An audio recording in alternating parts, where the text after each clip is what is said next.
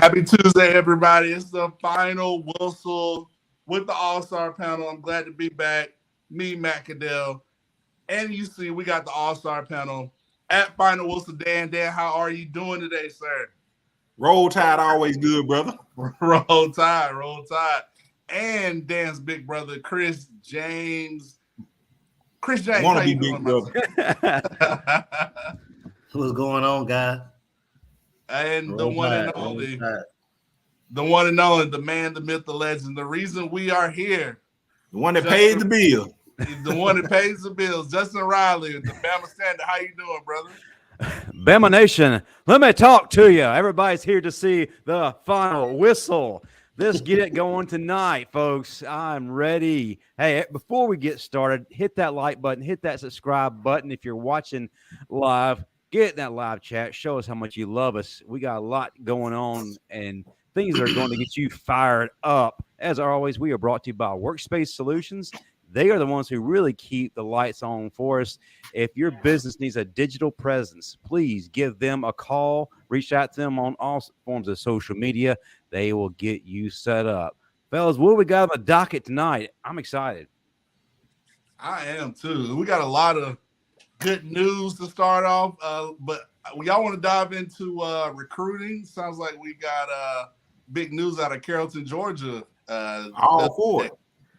Dan, you our lead recruiter, analyst. Would you go ahead and start us off with this topic, talking about the talent we've got this past week out of Carrollton and some of the other guys? Yeah, man, definitely. We Alabama has struck gold twice in week's time in Carrollton, Georgia. This time, we went in and got Caleb Odom, number 4 ranked tight end, according to the On3 composite rankings.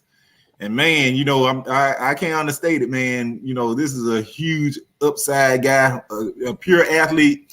A tight end that can play basketball. He's great, great basketball player, which almost always translates to the football field. And for a player comparison, I would go with Evan Ingram out of Ole Miss. Wow. He's not. Oh, wow. Georgia fans, Kirby must have pulled his Wi-Fi. He got mad about that one. And ladies and gentlemen, that ends our sponsorship with Leapfrog. Dan will no longer be broadcasting from his Leapfrog computer. So it is on my end. Yes. Oh, Go ahead, finish. Finish. You stopped on Evan Ingram. Oh yeah, player comparison. I go with Evan Ingram. He's a type of tight end that we can move all around the field. Line him up in the slot, line him up out wide, and same kind of player, but he's more, played in the same system as Miller Forrestal. He played receiver, a big receiver at Carrollton. Same thing Miller Forrestal did, so he's gonna learn the tight end position a little more at Alabama. But the Carrollton, they use the big receivers, a lot. So huge upside, huge win. I think it was Coach Gillespie that headed the recruiting win for us. So big ups to him. Man, I'm excited. Just sorry. Well, we had a little bit of a delay there. I'm excited with the aspect of him being a two-sport star. I think that anyone who is a basketball player, it also translates well into football. And I'll explain why. That means he has a great understanding of positioning, angles, and leverage. He knows the intricacies of spacing and what to do in that space. Every move is calculated. It's not about out-athleting defenders. He's going to win the high point battle because he uses his size to box out defenders. And this guy's got tremendous speed, great burst, but what really excites me about him is he has excellent route running, clean, precise. He has layers. He's not going to be a guy who just wins a battle running verticals up and down the field. Sorry, Bill O'Brien. And a lot of people see it as a negative that he's not really a guy that puts his hand in the dirt and is going to be an inline blocker. But I don't think he really has to be. I think that, Chris, you and I talked about this earlier on the phone that Ty Lockwood is going to be that guy. He's going to be more of a Miller Forrestall type, while Caleb is going to be used in a myriad of ways. And I think he's going to be what Jaleel Billingsley should have been had his give a damn button be turned on. Mm-hmm. Great point. Chris? Yeah, I agree, man. This kid here, man, he's explosive. He's like a quarterback's best friend, a guy that's a big target across the middle, a guy you can just throw it up to. He out jumps the competition because, man, if you check out his basketball highlights, man, I mean, he's like Sean Kemp out there. Yeah. He's raining down on everybody. He's off the rim. So I mean, you can line up a 6'4" guy, 6'4", 6'5" guy out wide and throw it up to him as a basketball player. He's going to win every time. So that's an option for Tommy Reese to use. He's somebody that can flash across the middle, just throw it up above the linebackers. He'll go up and get it. He's a weapon, man. He's a weapon. And out of all the tight end film that I've seen, he's a top 3 tight end to me nationally from my evaluation. The kid is just special, man. I mean, he's been making plays since his early in his high school career. He started out at Villarica, where his sophomore year, where he was sensational, and then he transferred over to Carrollton, and he's a big time prospect that I'm very excited about because, like Justin said, he's what Jaleel Billingsley was supposed to have been at Bama, and great comparison Dan to Evan Ingram. That's the type of guy that I can see him being somebody who can line up in the slot and just outruns the linebackers and safety up the seam, just throw it up, he'll go and get it, just outrun everybody. I think he's a guy that'll contribute early in his career. I don't see a red shirt. I don't see he's too dynamic to keep out the field. And the crazy thing about it, Jamie French is supposed to be committing. Is it next week, man? Yeah. This week. And if you get him on the field with the likes of Ryan Williams, Perry Thompson, and Jamie French, with Julian Sand throwing it to him, or the Juju Lewis or whoever, or whoever our top 25 quarterback is. It's going to be great competition these next 3 or 4 years because it looks like we're going to have 3 classes in a row where we may sign a 5-star quarterback. So I'm excited, man, about the opportunity and he's excited too because he has Tommy Reese calling the plays in which Tommy Reese focuses on his tight end. So I wouldn't necessarily call him a tight end. I call him a hybrid. Yeah. Yeah. So and listening to him talk, there really was no debate when he took his on-campus visit. He was pretty much sold from the jump. He just had to keep it to himself for over the course of a few weeks, but there was no doubt that Tuscaloosa was his ultimate destination. Yeah. But yeah, because if you look at it, Ole Miss and Miami were thought to be the front runners for him, and some even thought Florida were the front runners for him. And because Georgia has Riedel, the top ranked tight end by some services, top 3, one of the guys I have in my top 3 tight ends. So he wanted to go somewhere where he that pretty much didn't have a tight end already, that wasn't committed to it, that didn't have a tight end committed. So that was a wide open spot to us because. And it kind of came out of left field to me because I kind of had written him off to Lane Kiffin earlier, like a couple weeks ago. And then it comes up that Bama all of a sudden, was after his visit was kind of like his front runner because the whole time I thought we were going after that kid that committed to Oklahoma and that reclassified. What's his name? Devon Mitchell, Dan? Davin Mitchell, yeah. Davin Mitchell, yeah, he was a 25 guy that we were at 6'3", 250 out of California, and that's who I had my sights on, who I thought that we were going to sign, and he ended up reclassifying and committing to Oklahoma. So I was like, oh man! And then next thing you know, upgrade. Here goes Caleb Odom. So I mean, man, that's a huge win out of the state of Georgia. I'm pretty sure Georgia was after him, but like you said, he wanted to go somewhere where he wanted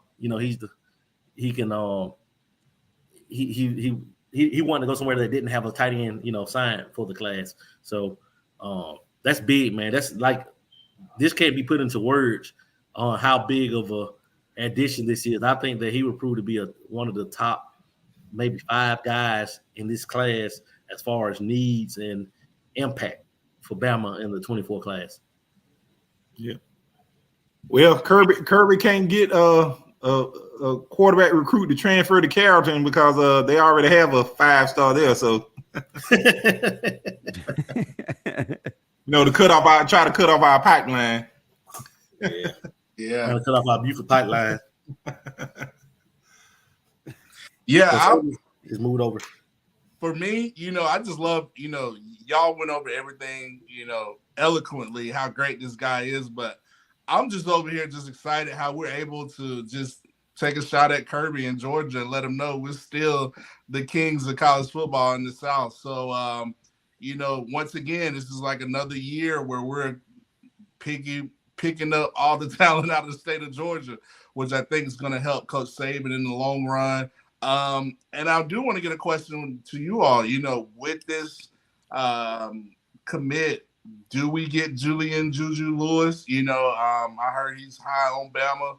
I don't know when he's going to commit, but I want to get y'all thoughts. Do you think this kind of sets us up for, kind of get the duo for those guys in Tuscaloosa? What are your thoughts? Immediate thought to me, it makes perfect sense. It's the formula that would attract him there. He's comfortable with them. He knows his do's and don'ts. There's chemistry.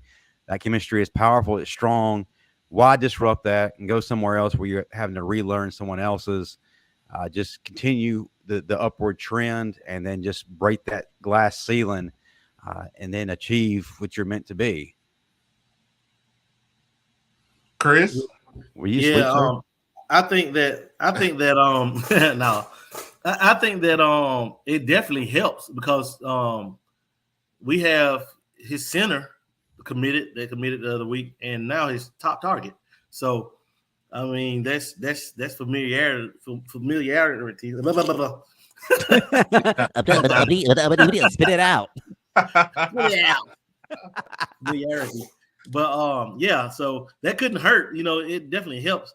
And it depends on what Juju wants to do because some say that he could reclassify to the 25 class. So, he could stay in the 26 class. Is no decision is expected. So, right now. So, it just remains to be seen. But I think it helps. It definitely helps him more than it could hurt. Some think that I've heard nothing but positive Bama vibes for him, but some think USC, some think Georgia. But those are those homers that think like that. I won't be going to Georgia. Well, nothing against them, but it's just the fact that it's not as you can see a quarterback friendly system because the last quarterback that they had that was a high draft pick was Matthew Stafford. So think about the great career Aaron Murray had, and a great career Drake Fromm had, and so and here goes Bama churning out quarterbacks, first round quarterbacks left and right. So it wouldn't help, and I could see him with Lincoln Riley out at USC, but like I said, his top target and his center will be at Bama. So that's a great selling point. Yeah. Chris, are you talking about that fantastic career that Aaron Murray had that landed him on the top 10 list of quarterbacks in the SEC since 2000 ahead of Bryce Young? Yeah, man, that Aaron Murray dude. Not only Bryce. Not only Bryce, but Jalen, Mack, Tua. Oh, my God. Let me stop before I get mad all over again. And Blake Sims. Matt, how do you feel? Listen, I'm living in the state of Georgia, being a Bama fan. Anything we can do to get at the Bulldogs fans, let them know that we're still the kings of college football, I'm all for it. So, I do think with recruiting coming up, listen, Alabama has the top biggest games during the season. Everybody all the recruits want to come to Tuscaloosa. So all these recruits that are committed elsewhere are going to be trying to get to get to T-Town during the season. So, Julian Lewis, he might want to go to USC, but nobody's really going out there to go watch USC and UCLA play. Everybody wants to watch the SEC team. So, his teammates are going to be in T-Town. He's going to want to come down there. So I think it does set us up well for him to get the talent out of Calvin, Georgia, and Julian Lewis. So, yeah. And to kind of wrap things up when we're talking about Caleb Odom, and I just see the amazing things that Tommy Rees does with a tight end. And I mentioned this comparison on my recruiting video to announce his coming to Alabama. If I had to compare, pairing him with Amari Niblack, who will be a junior by the time that he's there, it reminds me a little bit back in the old days of like a Randy Moss / Chris Carter type of impact. But if you want to fast forward to a little bit more of a modern day, an Aaron Hernandez Gronk situation minus the things that landed Hernandez in jail, of course. But the same kind of dominant impact. Am I way off base or am I on point, guys? I think you're on point. You're looking at a versatile tight end. Maybe we could move around, kind of like the Chiefs move around. Kelsey when they get in the red zone. You can put him in the backfield. So, I think it's a good fit. I think he's in the age of the spread offense. You got to be able to have different types of mismatches where you can attack, safeties, the middle of the field, get guys in open space, stretch the field. So it's just a matchup problem for that. It could be a great weapon for Tommy Rees. Yeah, most definitely. And since we're on the topic of recruiting, I know we usually save the logical or losing it portion of our show towards the end, but what we're going to talk about ties in to the logical or losing it, and that's just the overall perception of Alabama's program in terms of recruiting. Trolls have been attacking us. The analysts have been attacking us, saying that the dynasty is over. It's crumbling from beneath their feet. Chris, you wanted to kind of head this up. I'll let you start this off, and then we can add our 2 cents as to whether or not all the chatter has been logical, or were they just plain losing it? Well, I'll put it to you this way. That movie that you watch over and over, you've watched a million times, and you expect a different ending? Yeah. But it's the same. We don't see. How many times have we seen this movie? Matt, every July, Nick Saban takes off. That people don't understand. Coach Saban is different. That's why he's more successful on his guys more so than not, because he doesn't just accept commitments from recruits because of their status. They're 5-star, they're top 10, yada yada yada. He passed over guys before that were 5 highly ranked 5-stars that he chose a lesser guy for compared to the industry rankings. But Coach Saban gets those guys in camp. He likes to evaluate those guys, and if he sees them as a fit, he likes to meet them, see their to see their personality, how they respond. He likes to talk to coaches. He digs deeper, kind of like an FBI background check. Yes. Yeah, that's true. He goes to see if those guys fit his system. Saban, I guarantee Saban doesn't turn on 3 sports or ESPN to see. Okay, let's see what recruits we're going to go after this year. Oh, this kid guy looks nice. Oh man, they have their own board. They have their own big board, and how he does is he has his own evaluation system, man. Like he has a certain height criteria, certain weight, certain speed, certain skill set. He looks for something. He's very particular about what he wants in a football player, and if that guy may not have any, aka Josh Jacobs, a diamond in the rough. Quentin Williams. Yep. Most people have written Quentin Williams like he was a 3-star that was committed to Auburn. He saw how great that guy can be, and people were like, "Why is he flipping that 3-star for Auburn?" It's been a lot of cases where Marcel Darius. Marcel Darius is a 3-star. where he was right and the rankings were wrong. Yep. You know, but I'm sure, you know, he had somebody that keeps an eye out on, because not a knock on those recruiting services, because they can, you know, put you on kids that, you know, you may never heard of before. But I guarantee you, it's not a kid that Saban doesn't know about. Yep. Now, I think the first time he got caught off in a long time was the kid that's in Canada, the African kid. Yeah. Oh yeah. Yeah, the big D lineman from Canada, that just kind of came on the radar. He was like, "Hey, Right. how come I've never heard about you?" Right. You know, and that's a rare. You know, nobody knew about him, so that's kind of until he started going to these camps down south. But it's just he goes after a specific skill set, and therefore, when July rolls around, okay, let's hit it.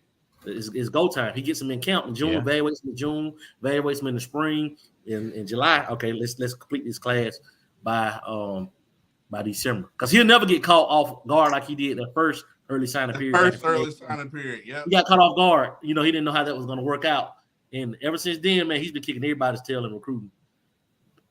And people talk about this like 2 weeks ago. We were in the 20s, and people were like, "Where's Bama?" Yeah. Oh, it's a fall off. It's blah blah blah blah blah. 2 weeks later, look up, bam, number 4 in the country. with only 14, how many commits, Dan? 14? 14 commits. 14. Georgia has 26. And we're at number 5 right now with 14 commits. We have the fewest commits right now, and we're ranked 5. We have the highest per player average. Those Georgia commits too. That'll help us catch up. And people don't understand. People don't seem to understand. Coach Saban isn't about, you know, collecting a bunch of players like some nerd getting his great assortment of action figures to add to his pristine collection. Everything he does is calculated. There is a purpose behind everything he does. And like you said, he's not always going to go for the most flashy person, the most recognized, the most highly publicized. Look what he's done through the years. You already named a couple of people there, Chris. But if you go back, I mean, he's going international. Jesse Williams out of Australia. Oluwase Alanin out of Finland. And now Justin Okoronkwo out of Germany. Nice. And the punter. What's our punter? Burnup? James Burnup, Dan? James Burnap. But everything is calculated. There's a method behind it. And every year, everybody seems to think because he's not using the drive-through approach to bring in these recruits that must mean that he's losing his touch. Nursing home Nick, as they have coined him in other fan bases. But it blows my mind how they always eat their words. And I'm here for the comedy. Me too. Speaking of comedy, it's all comedy because I just laugh when you look at all the trolls and all the other fan bases. I'm like, y'all would, if it wasn't for Alabama, you would have nothing to do because you don't even care about your own program. Like, all thing you care about is Alabama. The reason why, because you want to be Alabama. So at the end of the day, you know, I just think that just gives a credit to how great of a GOAT Coach Saban is. Chris talked about his evaluation. Justin, you hit it on it. This guy has an eye for talent like no other. You know, even Coach Belichick would say, listen, Nick Saban is probably the best coach I have been around. So, you know, Bama fans, I know we get impatient at times, but just wait. You know, the season is a long time. Wait till football season starts coming around. These guys getting on campus, want to come to the big games, Bama, LSU. I mean, listen, they're going to be wanting to come to play for Alabama and put on that crimson. So, and I feel like I'll end on this. Whenever they count Alabama about Feinbaum, all these guys, that's when you get the real Coach Saban, the more fiery, let's see, just bold in Coach Saban, where he's just into it, where he just wants to just dominate everybody and just, you know, just be dominant on the SEC football. So, and get back to winning championships. So keep down, Alabama. Keep giving us more fuel. We love it. I mean, it pays off for us. So I give it to you, Dan. Oh. Yeah. Well, you go ahead, Jess. My bad. we can't move on to our next topic, but Dan has been fighting the good fight I'm serious. against Cricket Wireless. So I don't want his opinions to go unheard. Okay, But you've heard the gist of it, Dan. What's your ultimate take on how the media and then the fans of other teams just doubting us continually? I just it doesn't matter. You know what I'm saying? You know, we go through this. We tend to go through this every year. You know what I'm saying? Coach Saban he's never in a rush. You know what I'm saying? When it comes to recruiting, he's gonna do what he's always been doing, which is being successful for him. Is, you know, he's gonna evaluate players. He's gonna get multiple views on them. If he needs to see more game film, that's what he's gonna need. You're not gonna get the green light to commit. You know, it just is what it is. He doesn't care if you're 5-star. You know, he want to see your speed. He want to get his eyes on you. You know, a coach can't say to him, "Hey, Coach Saban, I got this 5-star. You know, he's ready to commit." No, it doesn't work like that. You remember it happened years ago with Evan Neal. You know, Evan Neal committed early. You know, and no, he didn't commit to Coach Saban, so he had to decommit. You know, well, you know, Coach Saban had to lay eyes on it. It just is what it is. You know. He wants to meet the parents. He wants to, you know, see what kind of kid he is. You know, he wants to visit school, talk to the coaches, talk to people around him in his circle. Mm-hmm. So, you know, like Jonathan Allen said, you know, Bama's not for everybody. You know, so that's why you see us turn down a lot of 5-stars. You know, we will, you know, if they're not a fit, they're just not a fit. Sometimes, you know, we do miss, you know, but it is what it is when it comes to Alabama recruiting. We just need to get used. Well, folks, he gave it a valiant try, and for that, everybody else, slow clap. Dan, you sit up. Okay, I'm here. Dan, listen, listen. I don't know what your situation is, but you're gonna have to get out of that Motel 6 and come back to your house. Let me tell you, man. I've unplugged about 10 devices. I got a smart home. You know, I got everything. I got about 6 Amazon Echoes. I got a Google Home. I got 5 TV hooked up to Wi-Fi. What's your address again? Need to get some coat hangers and some and go old school out there. Bro. No kidding, Dan. This is a part. Wrapping around there. Ladies and gentlemen, this is a perfect example of what happens when you try to live stream using an Atari. Get on top of that roof, Dan.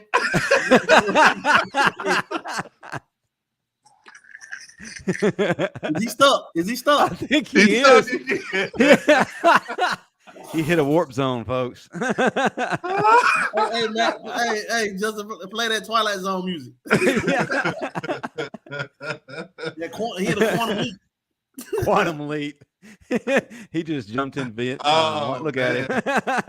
Yeah, go get the DeLorean. Go get the DeLorean. Great Scott, Marty. Dan using that technology they use on that sub to go look at that. Oh, wow. Too soon. Dan controlling with a controller. Oh man. Oh man, that's cold, man. But maybe he'll be back to transition into our next topic. And this is something a lot of Alabama fans will get excited about. We're always looking for lists, top whatever list, to kind of keep the wheels turning, get the folks in our fan base excited. And we got a pretty special one this week. We want to talk about who are the most underrated players of the Nick Saban era. So each of us have actually assembled our top underrated players of each position, and this should be pretty exciting. I'll let Matt jump on first, and then we'll go to Chris. I'll give mine, and hopefully by that time we'll have Dan back for at least 2.5 minutes. Take it off. So I'll be quick. You know, I'm just gonna name a few names.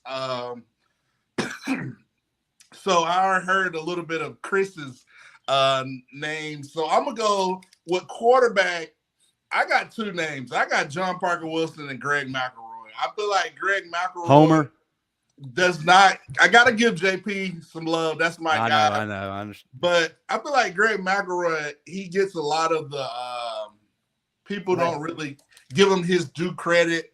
And I just highlight that Florida game when they beat Tebow. I mean, he really stepped up that game, making plays, dancing down the sideline. So I feel like McElroy is pretty underrated. Although he had all the talented around him, he did manage the game. He did get us in the right play.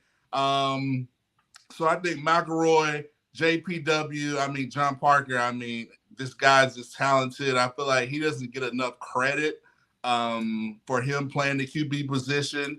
You know, especially once Coach Saban got there, you really got to see his talents. Some tight ends, I got Smelly. When I think of Smelly, I think about that Auburn game where we were in Jordan Hare, and he could not be stopped. Like, he was unguardable. So yeah, I'm gonna say Miller Forrestal. Y'all kind of mentioned him. I thought he was a solid tight end. Some guys on the offensive line. Most of these guys I played with: BJ Stabler, Antoine Caldwell. Those guys was just nasty. I feel like they don't get enough credit. On the defensive end, Javier Arenas. I feel like Javi is so. He's talented, but like I feel like a lot of people don't give him his flowers. So I just want to shout out Javi. I mean, playing the star money, punt return. Let's see. Robert Lester at safety. Oh, yes. Oh, that's awesome. That's a great pick. This guy, I don't know. Every game he had like an interception. I was like, why? He was always around the ball. Obviously, I'm gonna let y'all have the obvious ones. Let's see. Let's see who else I got. Eric Anders. I feel like Eric Anders. Him coming off the edge in that title game. You know, he really was able to do some things coming off the edge. Let's see who else. I said Josh Chapman. So those are just a few of my names. But yeah, and I'll give a receiver, DeAndrew White. I always liked the way he played. He was an explosive receiver. He could take the top off the defense. He could do a lot. So those are just a few of my names, but I'm going to let Chris and Justin really get into their list and really break it down. The most underrated Saban era players. Before I give it to Chris, Matt, you mentioned something or somebody that a lot of Alabama fans tend to forget and how good he was. Robert Lester was a stud. He actually beat the Alabama all-time record for interceptions in a season with 8, previously held by Kevin Jackson and Jeremiah Castile. Yeah, he was around the ball it's like every game he had an interception. I was like, man, this dude is severely underrated. So shouts out to Robert Lester from the Final Whistle. That's what we do. Chris. Dan over there struggling. I have just some random names I'm gonna throw out. At quarterback, Blake Sims, man. Like when they talk about all-time great Saban era quarterbacks, you know, he rarely gets, but he was the one that first one to break all the passing records, single season passing records. At running back, I had Damian Harris and Glenn Coffey. Two guys that were just Glenn Coffey. Yeah. Woo! Both of those guys, man. On the O-line, I had Austin Shepard, Anthony Steen, James Carpenter. Those guys, a few of those guys, because we can name for days. Guys that were Drew Davis, guys that were very, very, very underrated, man. At receiver, man, I have Kevin Norwood, DeAndrew White, Darius Hanks, Darius Hanks, and at tight end I have Miller Forrestal and Colin Peake. Colin Peake was a problem. He was a problem, big time guy. On the defense side of the ball, you give me Nick Gentry at nose guard. He can make things all happen. day. He can make things happen. He can get in the backfield like no other. Yes. Jeez. Yes, give me Jesse Williams up Whew. front. Give me Damian Square. Is he still in the league? Like, Yep. dude, he just had the best career ever. On the outside, man, one guy that was a 5-star, but he still doesn't get mentioned with all-time greats, Ryan Anderson. Ryan Anderson was a dog. problem.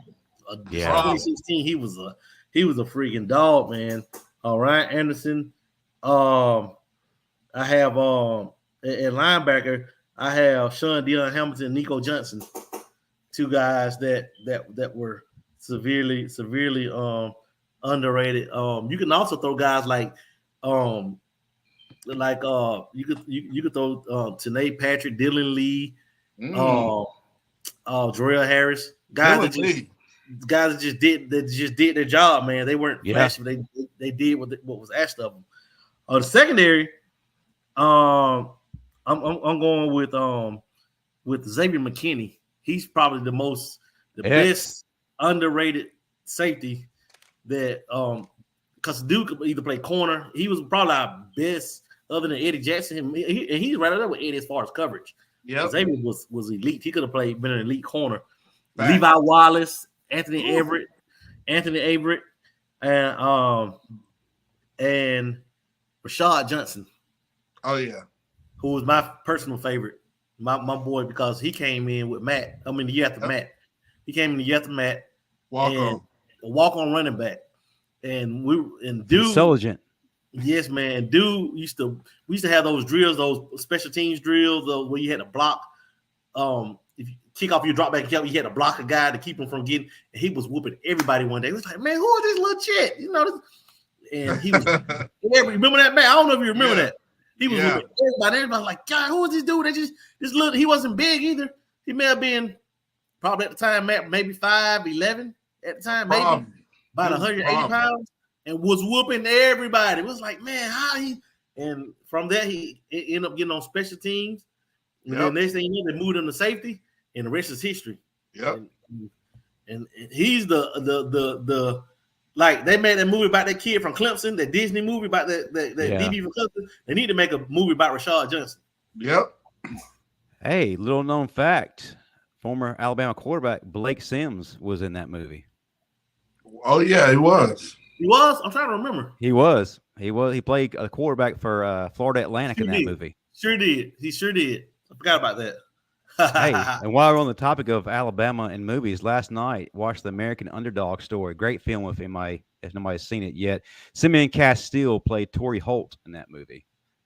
Simeon? Yeah. Simeon played Torrey Holt in that movie. You know, it's that movie about Kurt Warner.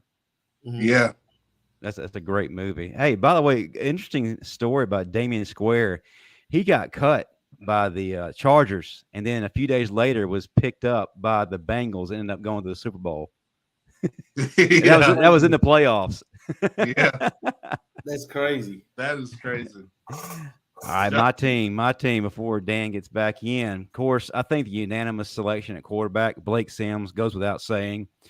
My running backs, Damian Harris, man, and nobody could stop his tenacity.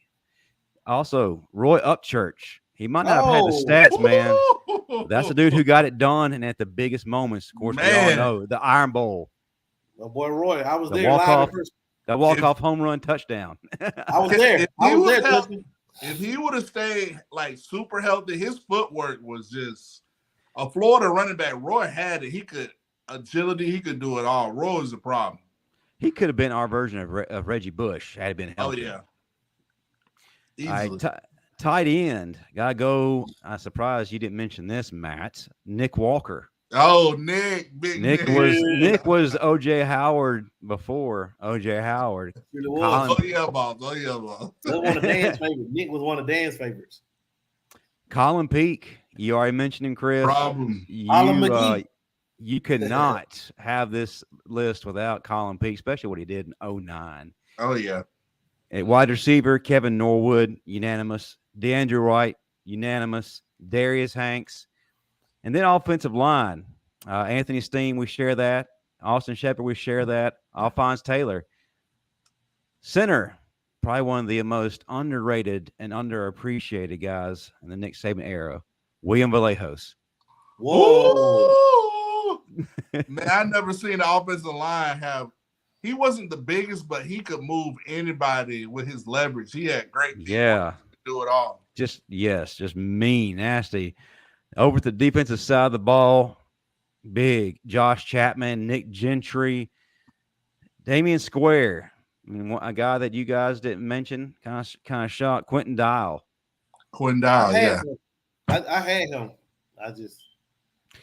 And then at linebacker, y'all mentioned some guys that were actually dudes. I really took this seriously. So, Matt, Corey Reamer. Reamer was a problem.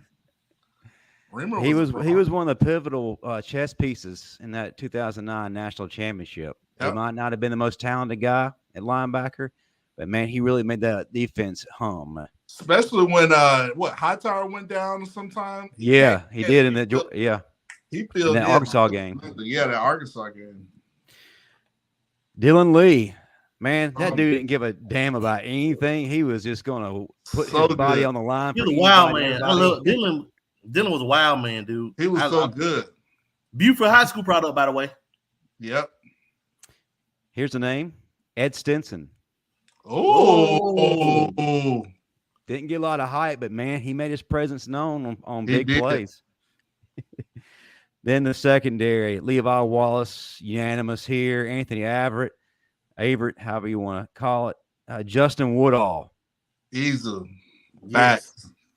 And here's one I got out of left field and surprised you guys didn't think about. He actually had a pretty decent career in the NFL, and that's Nick Perry. Oh, yeah, Nick Perry. Yeah. Nick had a great. Yeah. So, folks, how did we do on those lists? I'm sure a lot of you people are going to be chiming in either in the live chat or the comment section down below. By the way, hit that like button, hit that subscribe button. Oh, yeah. You keep this show rolling. All right. Great segment, guys. And I fully expect this next segment to be equally as awesome. The verdict was finally handed in for the University of Tennessee and, by extension, Jeremy Pruitt. Guys, where do we start? Jeremy Pruitt got handed the 6-year show clause. I feel like he suffered the most out of anybody in this situation. Of course, Philip Fulmer, dirtiest player in the game, got off scot-free because he retired as soon as things started to get a little shaky. University of Tennessee, I feel like they honestly got a slap on the wrist. It really wasn't as severe as it could have been. $8 million fine. They'll make up for that in hot dog sales and souvenir cups. And then they get a minor scholarship reduction. No bowl ban, no postseason ban. So this doesn't really affect anything. And, oh, by the way, they vacated some wins from when Jeremy Pruitt was there. Guys, off the top of your head, what's your immediate reaction to this? Start out with Chris, then we'll go to Matt. Yeah, man, it was crazy, man. I think that Pruitt got the rough end of the stick. I know it fell up underneath his watch, but for Tennessee to get hit with violations that now those scholarship violations, you know, they may come back, like, because we got hit 25 scholarships, and you don't feel that immediately. You feel that down the line, probably like what, Matt, 2-3 years down the line when you start feeling those scholarship losses as far as depth part. But for him to get hit with a 6-year show cause, that's you know, while if you're gonna hit a coach with a 6-year show cause, you would think that school would be put on bowl ban or something.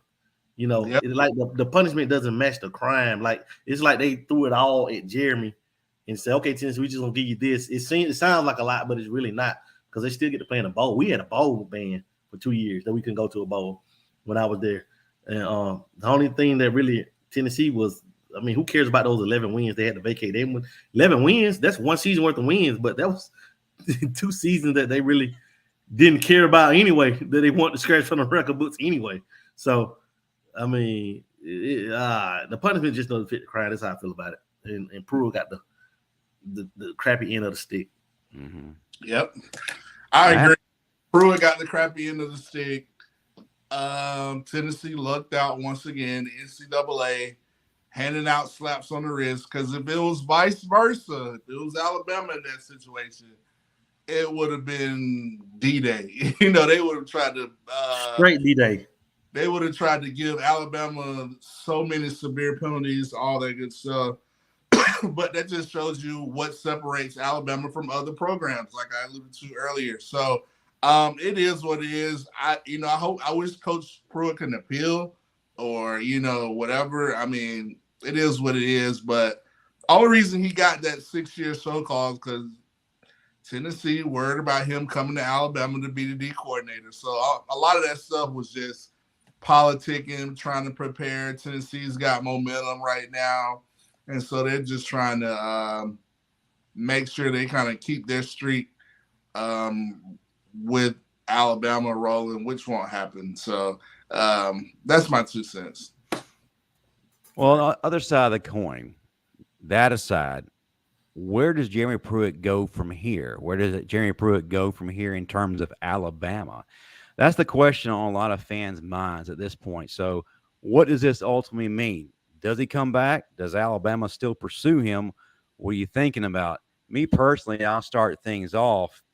I talked to somebody close to the situation while we were waiting for the verdict to be handed down.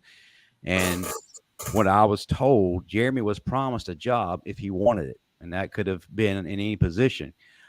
As far as how this show cause works, if he's hired regardless of position at any school, he has to sit out an entire year to serve out that suspension. So, to me, the obvious choice for Alabama is hire him as a defensive analyst. He serves out his suspension. And then, too, on the other side of it, Kevin Steele gets his 1-year requirement to be vested in the state of Alabama in terms of retirement. He gets that. He retires. He goes off into the sunset the way he wants, probably with a national championship ring. And then after that suspension is served, Nick moves Jeremy Pruitt right in to fulfill that role as the defensive coordinator. Simple to me. Is it a little bit more complicated, guys? What's your take? Where does Alabama go? Or do they make that choice to stick with him? What do you think, guys? I think that's a good take. I think that makes a lot of sense. And I think, still think we're still down a coach. And I think if Saban does do that, then brings him in and he'll probably like a co-D coordinator. Maybe he moves up Robert Bala or Freddie Roach or somebody like that. That way you still have kind of your recruiting, because I don't know if Pruitt's going to be able to recruit like that, but he could be a D coordinator. But like we said, Coach Saban's going to find a way to finagle this and make it work for his staff. And so Saban's going to find a way to upgrade his staff, and he will find a way to, I think, to have Pruitt on the staff. Like you said, Justin, have him come in as an analyst, sit out for a year, probably just, watching film, stuff like that. And then, the next year he'd be like a co-D coordinator or, something like that, where he can just, put this defense and get these guys right. So I think that's a good move. Chris. I agree. I completely agree with what you guys say. That makes the most sense. It's the most logical, because with JP, probably Alabama's probably the only place in the SEC right now that'll touch him. I mean, not nothing bad against him. I think he's great. Just the fact that they don't, the backlash that comes with it. Saban doesn't care what nobody thinks. He's the ultimate. They call him the image rehab coach. Because you think about how bad it was for Lane Kiffin when he got fired on the tarmac. You think how bad it was for Sark with alcohol problems. You know what I'm saying? You think about how he rebuilt Bill O'Brien's image after he got fired from the Texans. Think about the Lapointe. Then Lapointe wasn't Tosh until with the USC or back doing those recruiting days or Oregon somewhere before he left. How he boosted up Cristobal stock. How he boosted up who else, man? I mean, it's so many. It's so many guys. Coach Loxley, Mike Loxley, yeah. That's a great example. Gaddis. You know how you come into the rehab program, Nick Saban rehab program, and get your image cleaned up, and the rest is history, man. Because I mean, who would have thought like now, like 10 years ago, that Sark could be the head coach at Texas, Lane Kiffin be the head coach at Ole Miss? Nobody. It would have been. They would have laughed you out of the booth. they'll laugh at you. So,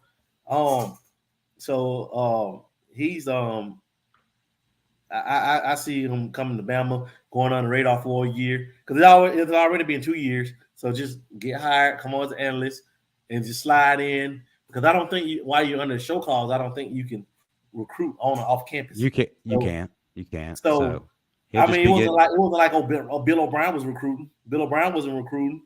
Todd Monken didn't recruit. You know what I'm saying? So, I mean, we've had coordinators before. It's happened to where they didn't have the job of recruiting, and that comes with a lot of NFL guys that come into college. They'll promise them, okay, well, you're not going to recruit. Just come and coach. And I don't think that Joe Brady recruit. He didn't like recruiting. No, he was not a recruiting guy. so there you have it. You know what I'm saying? So I mean, there you have it. Yeah, and if other teams, fans, analysts, what have you, want to place this stigma on Jeremy Pruitt like he's this outcast, should be unforgiven and wear scarlet letter, well, that's fine. He can wear scarlet letter A for Alabama. You know, one man's trash is another man's treasure, right? Yep. Right. And if y'all want to pass on him, that's to your own detriment. We'll take him back in. We will. It might already be in T-Town. Might be. You never know. Coach Saban might have it on the works. Well, guys, we've actually reached the end of our time, and unfortunately, we couldn't hold on to Dan. The struggle was real. He was valiant, and he'll go down in the history books as a person of courage and perseverance. No,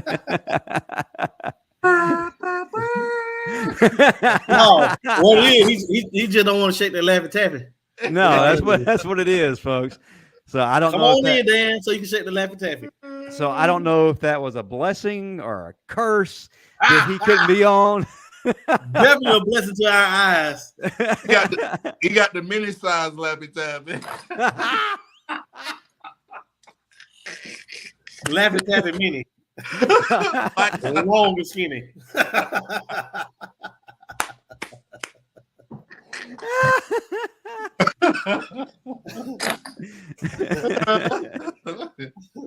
Oh man. So let's go around the room and do what we always do in our closing segment and pop what we got, how people can find us. Before I forget, one thing, congratulations, Matt, on being a father for the first time. We know your sleep has been minimal. I think you spent more time on here than you've actually had sleep the entire week, but it's all worth in the end. And then congratulations to Ty Hayes. He's on his honeymoon right now, just got married, so that's why he is absent. And we all know Dan struggled. We're not going to congratulate him on that. But any donation we have received tonight will be going towards the Dan James Internet Fund. Hey, Matt, I give you some advice. Keep the baby dry at night and keep a bottle ready. You do that, you sleep. I learned that the hard way. Hey, I got 7. So, ooh, 7. I'm trying to catch up with you. Yeah, man. I'm trying to get some. I'm trying to retire early, dude. You know, I got 5, 4. Somebody got to hit. You got these genetics can't go to waste. Man, he's got a starting 5 and some rotational players. And 2 cheerleaders. Oh man. Well, Chris, with your 7 kids, go ahead and pop what you got. Tell fans how they can find you on social media. You can find me at Chris K. James 32. Oh Lord, Chris K. James Senior on Facebook at Coach Chris James. On Twitter, on Instagram at CKJ Senior 32, and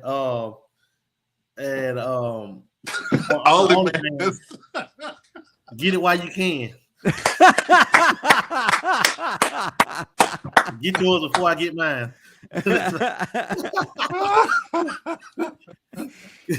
Got 2 minute offense. The hurry up offense. I just don't like the red zone. I just don't like working in the red zone. Promo code, get off me. I'm hot.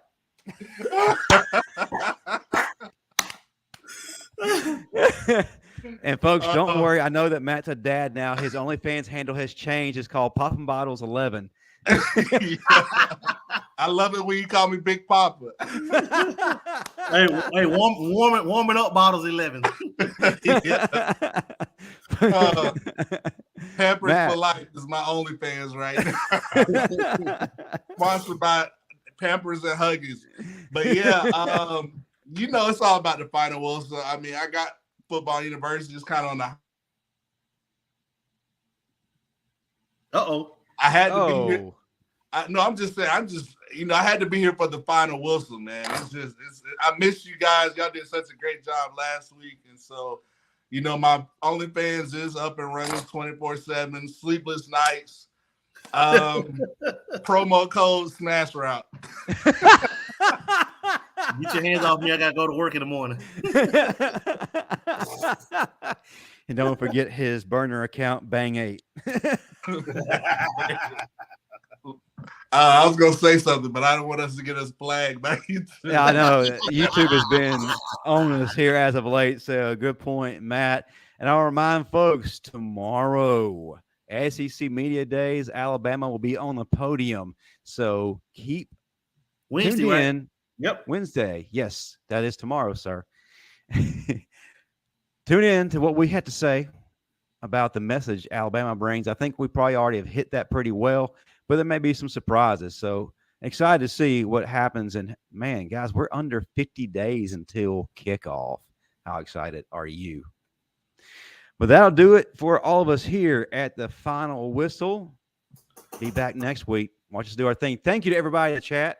Thank you to everybody in the comment section. Run the likes up. Run the subscriptions up. Keep this the #1 channel for Alabama content. And we got something for you come football season. Roll Tide. Roll Tide.